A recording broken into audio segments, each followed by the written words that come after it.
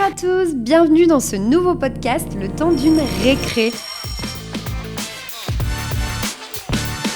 Dans ce nouveau format proposé par La Source, que nous avons voulu plus court, nous parlerons moins santé, avec une information qui sera toujours sourcée, ou en tout cas authentique, quand elle n'a pas besoin d'être sourcée. Et nous l'espérons, ce format toujours aussi inspirant. L'idée, c'est de vous faire rire, sourire, donc de toucher quand même un petit peu à votre santé. À mes côtés, j'aurai le plaisir d'avoir Marc-Alexis Roquejoffre, d'IFIC Formation, et Thierry Wirth, qui, vous le connaissez déjà, anime notre podcast Même pas mal et qui est le responsable scientifique de Wellness Prévention. Marc-Alexis Roquejoffre, est-ce que vous acceptez de vous présenter ? Merci Pauline pour votre invitation. Ravi de retrouver Thierry dans ce format. J'aime beaucoup la radio, j'en ai fait pendant 30 ans. J'ai fait de la télévision aussi, j'ai été directeur de RCF. J'ai fait de la télévision pour le groupe Centre France La Montagne. Et actuellement, j'ai le privilège, parce que c'est un privilège, de pouvoir vivre l'aventure de l'éducation à travers un centre de formation qui s'appelle IFIC, Institut de formation à l'information et à la communication, qui propose des diplômes, des certifications diplômantes de niveau 6 bachelor, de niveau 7 master en communication et en journalisme. Et nous sommes basés à Vichy. Très bien. Donc, vraiment, toujours la communication pour vous animer au quotidien. Je ne sais pas faire autre chose que poser des questions aux autres. Alors, ce qui est chouette aujourd'hui, c'est que je suis l'arroseur arrosé. C'est ça.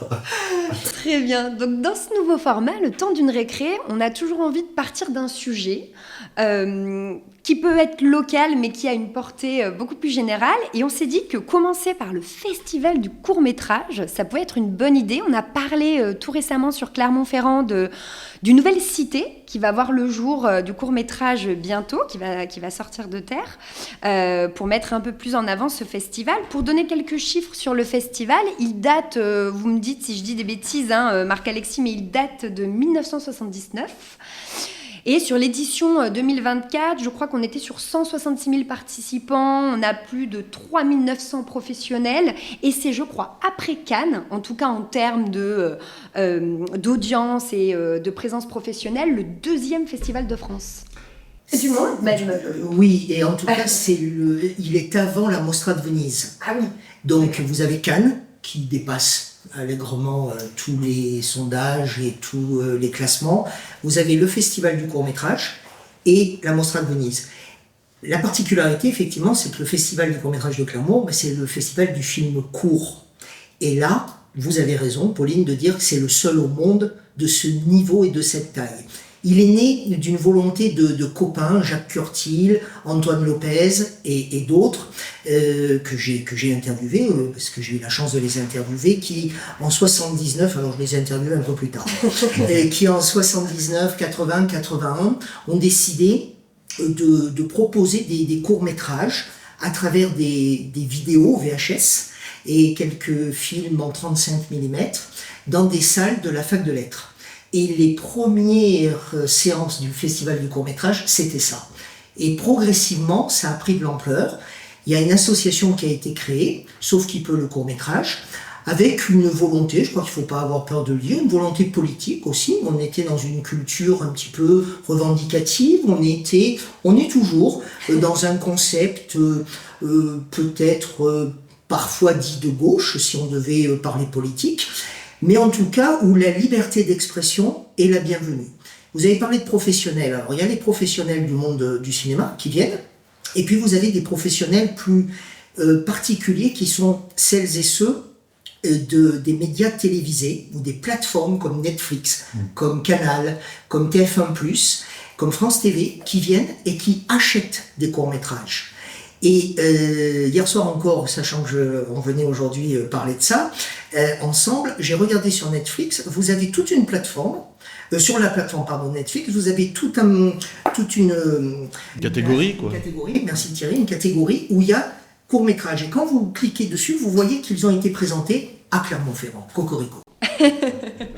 Thierry, vous êtes déjà allé au court-métrage ? Oui, j'ai participé, alors en tant que visiteur, oui, j'y suis allé 2-3 fois déjà. J'ai un ami d'ailleurs qui a présenté un film qui a gagné, si je dis pas de bêtises. C'est Oula, ça remonte, je pourrais plus vous dire la date. Mais oui, j'y suis allé 2-3 fois. Bon, c'est quelque chose, moi, que j'ai toujours adoré. Déjà, le court-métrage, j'adore ça. C'est vrai que moi, je suis un enfant des années 80-90. Et Mon Dieu, qu'il est jeune. et j'ai Si vous me l'aviez dit. et j'ai découvert le court-métrage à une époque où, en France en tout cas, de ma génération, hein, on découvrait ça. Enfin, moi j'ai découvert ça avec. Je sais pas si c'est une bêtise de dire un collectif ou enfin le Courtrage-Mais, vous connaissez? Non, c'est un collectif. C'est un collectif, oui. Bon, je veux pas dire de bêtises, vous me corrigerez, Pauline, plus tard, mais enfin, en tout cas, j'ai découvert mon attrait pour le court-métrage avec leur production, et puis après, j'ai grandi à l'époque de Matrix et des Animatrix, etc. Et vous parliez de Netflix juste avant. Alors, on n'est pas là pour faire la pub de Netflix, mais si j'ai bien une recommandation, c'est Love, Death and Robots, cette série donc, de courts-métrages que j'ai adoré. Donc voilà mon rapport au court-métrage. C'est quelque chose que j'aime énormément. Et vous, du coup, Marc-Alexis, le court-métrage, ça fait partie de votre vie. Vous êtes là sur Clermont depuis longtemps. Oui et non à votre question, Pauline. Parce qu'en fait, donc cette année, je crois, c'était la 47e édition du festival. Donc, je ne les ai pas faites toutes. Moi, je suis arrivé à Clermont, j'avais 15 ans, et nous sommes en 1985, à l'époque. J'en ai fait quelques-uns des festivals du court-métrage. Au départ par obligation, ensuite par fierté, parce que j'étais content. Alors obligation en tant que collégien, je veux dire, puis lycéen. Oui, tout à fait. Par fierté, parce qu'en tant que jeune adulte, je me suis dit, il faut soutenir ce festival. Par professionnel, en tant que journaliste. Et puis là, il y a un blanc, qui peut nous ramener à notre sujet du jour, la santé par rapport à l'art, ou l'art par rapport à la santé. C'est que trop de films projetés au festival, sélectionnés dans les catégories officielles du festival, moi, ils ne me font pas de bien, ces films-là. D'accord. Ils me stressent, ils me font voir la vie de manière noire, et je pense qu'on n'a pas besoin du cinéma pour voir un peu plus encore les bas-fonds de notre société. Que le cinéma soit un reflet de la société, oui, mais que l'on choisisse pendant 2 heures délibérément de nous projeter que des films noirs, que des films durs, que des films tristes ou violents, non. D'accord, donc vous avez l'impression qu'il y avait beaucoup de films un peu torturés Alors, qui est torturé? Les cinéastes, les réalisateurs, les scénaristes, le public, ceux qui s'occupent de la compétition. Je ne veux pas du tout dire l'inverse de ce que j'ai dit il y a 3 minutes. Cocorico par rapport au festival de court-métrage. Tout à fait. Fierté locale de cette locomotive. Moi, souvent, j'ai interviewé des gens du festival du court-métrage, j'ai écrit des articles, j'ai souvent titré « La locomotive culturelle du territoire ». Mais pourquoi faire triste? Pourquoi toujours se prendre la tête? Non, il y a des choses jolies à faire, il y a des choses jolies à montrer, à dire. Et il y a des sourires à faire exister sur le visage des téléspectateurs, des spectateurs. Mais c'est vrai que tout à l'heure, on parlait de rire et sourire. Sur la sélection pour les enfants, je crois que ça reste quand même très gai. Cependant, vous en parlez. Pauline, elle nous a mis des sucettes sur la table. Et donc, le côté enfant de Thierry et Marc-Alexis va vite ressortir. Non, mais vous en parliez tout à l'heure, et c'est vrai qu'on peut insister là-dessus. Moi, il se trouve que j'ai une petite fille aussi qui va au festival de court-métrage. Il y a une forte identité culturelle sur Clermont-Ferrand. Je pense que quand on n'habite pas Clermont, on n'en est pas forcément conscient. Il se passe beaucoup de choses, et notamment pour les enfants d'un point de vue culturel. Et donc ça, je pense que c'est hyper important à souligner. Et donc, ça m'amène à notre sujet qui était, quand on a réfléchi à cette émission, on s'est dit... l'art, de manière générale, donc voilà, vous en avez parlé aussi avec cet aspect torturé, mais sur notre santé, est-ce qu'il peut agir? Alors aujourd'hui, on ne va pas se positionner en tant qu'expert santé parce qu'on n'en a pas les compétences. Peut-être que plus tard, on pourrait interviewer et inviter une personne pour qui ce serait parfaitement le métier. Mais nous, d'un point de vue personnel, vous, Marc-Alexis, vous, Thierry, est-ce que vous avez été amené dans votre vie à utiliser la littérature, le cinéma, le court-métrage, mais pas que, toute forme d'art pour vous aider au quotidien et comme on l'a dit depuis le début, à rire, à sourire et à avancer? C'est déjà évident que l'art est d'une manière faite pour nous faire vivre des émotions. En tout cas, ça a l'air d'être très lié à ça. Voilà, bien sûr, vous l'avez très bien dit, Pauline, on n'est ni expert en art, ni expert santé sur ce sujet-là, précisément aujourd'hui. Mais d'un point de vue donc purement personnel, l'art m'a toujours fait vivre des émotions, d'une certaine manière à participer à ma santé mentale, et même, j'ai envie d'aller plus loin, à ma construction, en fait, en tant qu'homme, aujourd'hui. Jeune, pas si jeune, mais homme déjà. Et je reviens sur ce que vous avez dit, Marc-Alexis, que je trouve très intéressant, sur le fait que voilà, il y a peut-être une succession de films un peu sombres, un peu lourds, ou qui vont traiter des sujets lourds au festival.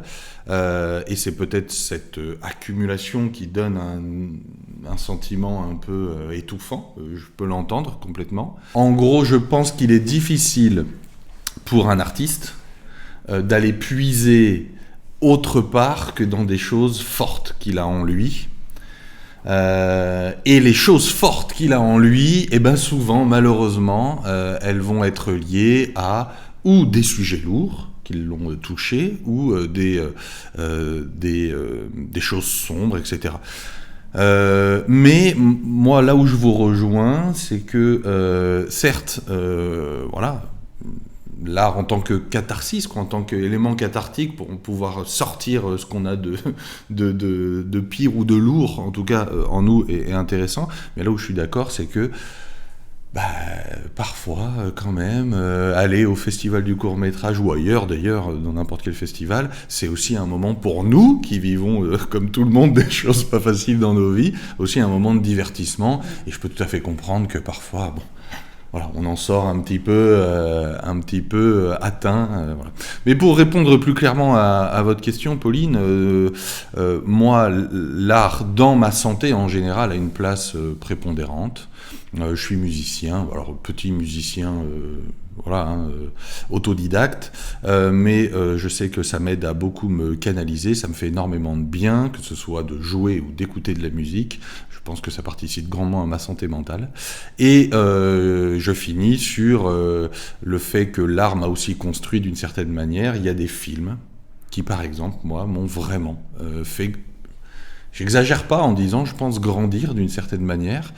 J'ai perçu des choses vues d'un autre angle. J'ai compris aussi des choses vues d'un autre angle, vues de l'angle d'un personnage ou d'un réalisateur qui a voulu transmettre quelque chose. En tout cas, je sais que le cinéma, moi, m'a fait grandir et donc a participé à ma santé, au final. Merci Thierry. Alors, Marc-Alexis. L'art doit-il être salvateur pour les mots MAUX de celles et ceux qui y seront confrontés par le regard, l'écoute ou le toucher? Ou l'art doit-il rester l'expression des mots MAUX toujours de l'artiste? C'est ce que vient de dire Thierry. Et c'est toute la particularité du rapport à l'art. Moi, ce sont plus des livres qui m'ont permis de me construire, de me façonner. Je connais presque par cœur Le Petit Prince tellement je l'ai lu et relu d'Antoine de Saint-Exupéry, notamment à des moments compliqués de ma vie d'adolescent, de ma vie de jeune adulte, de ma vie de moins jeune adulte et bientôt de vieux, parce que je vais encore le relire.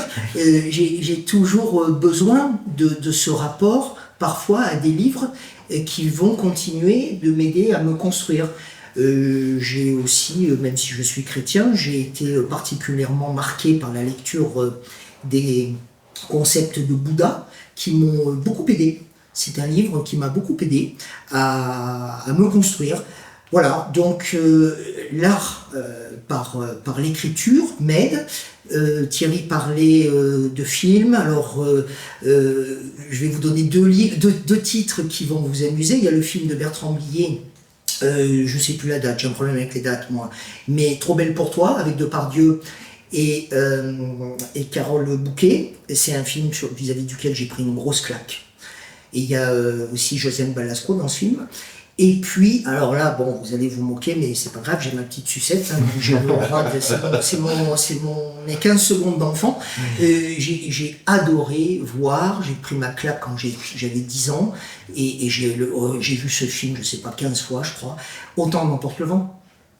Parce que pour moi, c'est un rapport à l'histoire, c'est un rapport à l'élégance, c'est un rapport aux belles tenues, c'est un rapport à l'amour, c'est un rapport au terroir, à la terre, la fameuse dernière scène où Viviane Lee tient la terre dans ses mains, qui a cette musique qui enflamme l'image et qui nous fait comprendre que tous, on est de quelque part et qu'on doit être et rester de ce quelque part. C'est fantastique. Et puis au niveau des œuvres plus picturales, au musée Roger Quillot, il y a un tableau qui m'a toujours marqué, qui m'a même procuré beaucoup d'émotions. C'est le Saltimbanque, où on voit un enfant dans les bras de sa mère. Donc c'est le monde des saltimbanques. L'enfant était acrobate. On comprend qu'il a été blessé, puisqu'il y a du sang sur son visage. Sa mère le protège, et derrière l'épaule de la mère, on pense que c'est le père, ou en tout cas le compagnon de cirque de cette petite famille qui lui est complètement désemparé. Et ça dit plein de choses sur la vie et sur le dépassement qu'on doit avoir et qui parfois se passe mal. Très bien. Merci beaucoup, Marc-Alexis. On pourrait en parler des heures. Moi, c'est un sujet qui me passionne. En ce qui me concerne, moi, c'est les musées. J'adore m'asseoir dans des salles et notamment dans certains musées qui m'ont plus touchée que d'autres. Et regarder un tableau. Et ce que j'aime, en fait, face à un tableau, c'est la lecture complètement personnelle, en fait. Et c'est souvent des moments qui me font du bien. Je sais pas, j'arrive pas à expliquer pourquoi. Et c'est ça que je trouve magique, en fait, dans l'art. Comme le disait tout à l'heure Thierry, on n'est pas non plus expert de l'art. Moi, j'y connais rien en art, mais pourtant, enfin, rien. J'aime bien, mais je suis absolument pas experte. Mais ce que je trouve génial, c'est ce ressenti qui est personnel et qui est vrai pour tout le monde, en fait. C'est-à-dire, il n'y a pas une façon de lire un tableau. Et c'est ce que j'aime le plus avec la peinture. Alors, on peut ressentir ça, évidemment, avec la littérature, que j'adore aussi. Je suis beaucoup moins calée niveau film, j'avoue. Mais ce que je trouve dans un tableau, comme il n'y a pas de lecture directe, on peut s'imaginer tout un monde. Voilà, c'était mon petit point de vue personnel. Si vous permettez, je voudrais juste prendre une minute pour dire que ici, toujours Cocorico, au Clermont-Ferrand, l'Orchestre National d'Auvergne-Rhône-Alpes, qui chaque année propose des concerts à l'hôpital pour justement permettre aux personnes malades de souffler un petit moment, de déjà sortir de leur chambre, et puis d'aller écouter de la musique. Il n'y a pas de parole, il n'y a que de la musique. Et ce même orchestre vient de mettre en place cette année un concept novateur avec l'hôpital psychiatrique, où on propose aux patients atteints de psychiatrie de carrément, là cette fois-ci, tenir le violon dans leurs mains et de l'utiliser comme ils ont envie de l'utiliser. Et j'ai assisté à des choses extraordinaires sur ce que provoque la note de musique dans le regard des malades. Mais tout à fait. Mais c'est ça qui est fabuleux avec l'art. Je trouve qu'il est personnel et il n'y a pas qu'une seule réponse. Donc c'est parfait. Ben, merci beaucoup. Donc on a évidemment qu'effleuré le sujet. On pourra y revenir. C'est un sujet qui est merveilleux. Comme vous l'avez dit, dans le territoire clermontois, on a beaucoup de chance d'un point de vue culturel. Donc voilà, on a effleuré le sujet. Mais je pense qu'en tout cas, il était vrai, ce sujet aujourd'hui. On n'oublie pas qu'on est en récré. Qu'est-ce qu'on fait en récré, Marc-Alexis? On joue. On joue. Alors, je vais vous poser une petite série de petites questions. Il y en a, c'est du vrai, faux, oui, non. Voilà. Mais le but, c'est de gagner. C'est RTL, les grosses têtes, non? C'est ça, c'est presque ça. Le but est simple, être le premier à la cantine. C'est parti. Okay. Donc on regarde il faut donner une réponse ou dire oui? Alors en fait, je compte les points. Et celui qui a le plus de points, c'est le premier à la cantine. Donc c'est pas au plus rapide. Il n'y a pas de buzzer. Vous pouvez réfléchir. Alors, on va commencer par une question très simple. Est-ce que les dauphins ont un accent selon la région dans laquelle ils sont? Vrai ou faux? Alors moi, si vous posez la question, j'en ai strictement aucune idée, hein, mais si vous posez la question, je vais dire oui. J'ai envie de répondre la même chose parce que j'ai jamais entendu le début de l'ombre de cette question, donc je me dis que ça doit être vrai. Non, ça fait longtemps que j'ai pas parlé à un dauphin, en plus, du coup j'ai jamais fait... Mais Non, c'est fabuleux. Et oui, c'est vrai, c'est fabuleux. J'ai trouvé l'info absolument croustillante. Selon quelle mer, dans quelle mer ils évoluent, ils ont une façon d'interagir les uns aux autres qui est différente, avec un accent différent. Qui paraît finalement assez évident, mais on ne s'est jamais posé la question. Je m'étais jamais posé la question. Si je dis pas de bêtises, je crois que c'est Manon Bril, une youtubeuse que j'affectionne particulièrement. D'accord. Je conseille à tout le monde d'aller voir son travail, c'est formidable. Et je crois qu'elle a fait une vidéo sur la culture des animaux, ou qui s'est posé la question de est-ce que les animaux ont une culture. Ah, c'est génial. Voilà. Et... comme quoi, hein, Jean Castex, il avait raison de faire Voilà, c'est le une site loi Géo. sur les accents français. C'est le site Géo qui nous offre la réponse. Mais c'est vrai que ça paraît assez évident, mais on ne s'était jamais posé la question. Alors, on reste chez les animaux. C'est l'Office du tourisme de l'Australie qui nous dit que, vrai ou faux, les kangourous ne peuvent pas sauter en arrière. Ils n'ont pas la marche arrière. Vrai ou faux? Ouais, pareil. Moi, je vais dire oui. Vrai parce que ils ont souvent les bébés devant eux et du coup ça peut peut-être, non je sais pas, je dis n'importe quoi. Allez, je dis vrai. Donc vrai, ils peuvent pas sauter? En arrière. Ouais, vrai, ils peuvent pas sauter en arrière. Moi je dis, allez, faux, ils peuvent sauter en arrière. Et non, c'est vrai. Ils peuvent pas sauter en arrière. Et je me suis fait la même réflexion que ça devait être à cause du bébé. Bon, si vous voulez plus d'informations, il faut évidemment aller sur le site de l'Office du tourisme de l'Australie, qui doit être un pays magnifique, je ne connais pas. Mais vous ne verrez par contre jamais un kangourou faire la marche arrière. C'est un fait avéré. Nous, on a eu la chance mardi dernier de recevoir Julien Scanzi, qui est gastro-entérologue au CHU de Thiers et de Clermont-Ferrand, et qui est passionné de microbiote. Il est venu sur un podcast sur le format Même pas mal aux côtés de Thierry. Et j'avais envie de poser du coup une question sur le microbiote. Alors, ma question est simple. Sachez que dans notre microbiote intestinal, nous avons 40 milliards de bactéries. Virus, champignons et autres fabuleux petits animaux. Mais combien cela pèse-t-il sur notre poids total? Combien le microbiote Si on enlevait les microbiotes de nos corps. Combien vous pèseriez, Thierry? Non, il ne faut pas poser la question comme ça. Il faut demander combien enlèveriez-vous à votre poids. C'est ça. Moi je dis on enlèverait 1 kilo. 1 kilo? Ah. Alors moi, vous demandez en kilos, en kilos, hein, pas en pourcentage. Hein. Oui. En kilos? Mais ça doit dépendre, donc on est sur une fourchette, quoi. Alors, tout à fait, ça reste une information générale, mais que j'ai trouvée assez croustillante. Ok. 1 kilo, ouais, ça me paraît pas bête, 1 kilo. Allez, pour dire autre chose, je vais dire 3 kilos. 1 kilo. Décidément, Marc-Alexis, vous allez être le premier à la cantine. Ça tombe bien, j'ai faim. Très bien. Ensuite, on passe sur une question un peu plus professionnelle. À votre avis, et selon l'INSEE, une étude récente, à quel âge devient-on en France en moyenne entrepreneur? Waouh. Alors, je pense que ça a dû beaucoup bouger et beaucoup évoluer ces dernières années. Et je dirais que si c'est une moyenne, je dirais 25. J'aurais dit un peu plus tard, moi. J'aurais dit 30 ans, en moyenne. Ouais, mais vous avez trop bien répondu depuis le début. Ça me fait peur. Ouais, je reste sur 25. Moi, je reste sur 30. Et je pourrais même apporter un élément complémentaire sur l'histoire des kangourous tout à l'heure. Avec plaisir, Marc-Alexis. 36 ans. Voilà. 36 ans. C'est fou. Décidément, Non, mais, désolée, non, mais je Thierry, vais manger à quelle heure, moi? Non, mais vous mangez pas. Elle vous a pas dit? Ah oui, non, mais c'est ça. Et comme bien sûr, la source parle de santé principalement, vous le savez, on est passionné de santé et d'infos vraies. On va faire une dernière petite question, cette fois-ci qui concerne la santé, qu'on trouve dans le petit magazine pour les enfants Science et Vie. Peut-on éternuer en dormant ? Je me rappelle pas de l'avoir déjà éternué en dormant. On a vu que vous dormiez. Ouais, non, mais c'est ça. Oui, mais bon, je me dis, si on éternue, ça nous réveille. Bon, je pense que non. Je dirais. Moi, je pense que oui. On peut.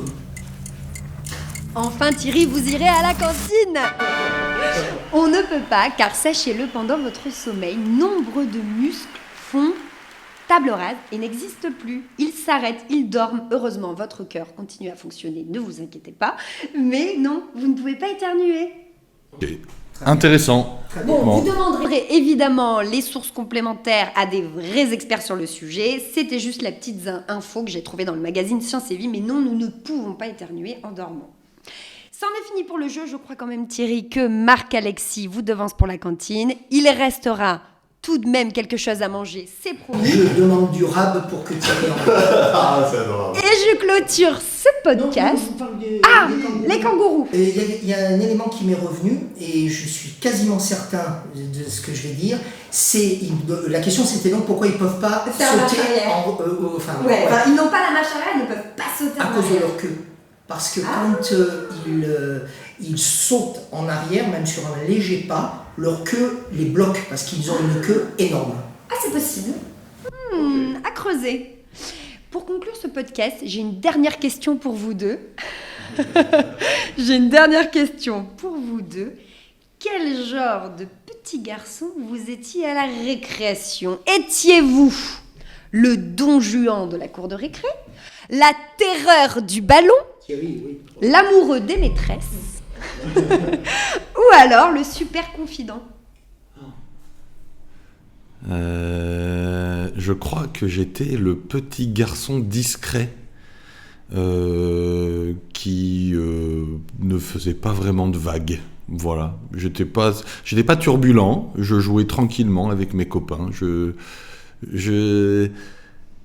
ne me rappelle pas trop en fait de l'enfant que j'étais à cette période-là, mais j'imagine que ça devait être ça.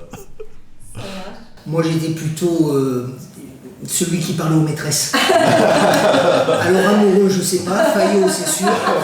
Et du coup, j'en devenais le confident des copains ou des copines qui avaient le sentiment que par mon intermédiaire, ils pouvaient passer un certain nombre de messages. Très bien, c'est bien pratique. Mais en tout cas, merci. Je vous remercie tous les deux pour ce chouette moment culturel, vrai, authentique. Et c'est promis, dans l'épisode 2 de Le temps d'une récré, vous aurez enfin la fameuse recette de la Macédoine de la cantine. Merci à tous et à bientôt.